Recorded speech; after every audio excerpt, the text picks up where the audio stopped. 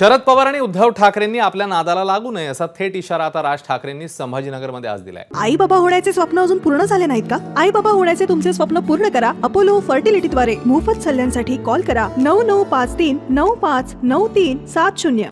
माझा मोहोळ उठला तर तुम्हाला निवडणुकीसाठी साधी सभा घेता येणार नाही असं राज ठाकरे म्हणाले।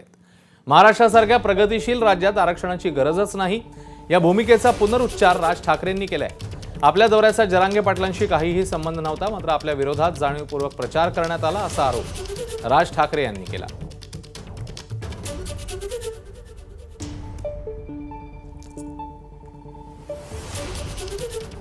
तो ओरडत गेला एक मराठा लाख मराठा म्हणजे काय?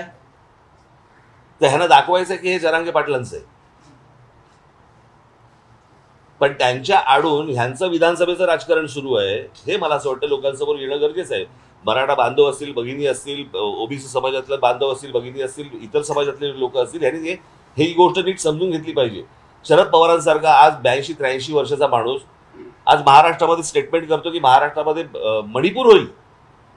आज माझ्या दौऱ्यामध्ये या लोकांनी अडथळे आणण्याचे प्रयत्न केले।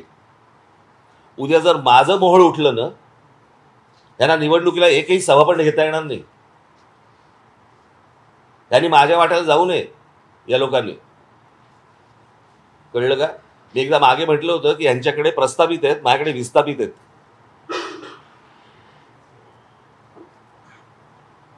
यांनी माझ्या नादी लागू नये या सगळ्या गोष्टींसाठी। तुम्हाला तुमचं राजकारण करायचंय, समाजामध्ये तेढ निर्माण करून विष घालवून ह्यांना कुठचं राजकारण करायचंय?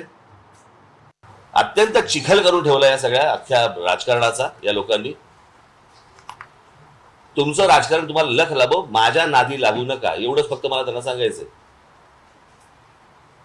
माझी पोरं काय करतील ना ह्यांना कळणार पण नाही।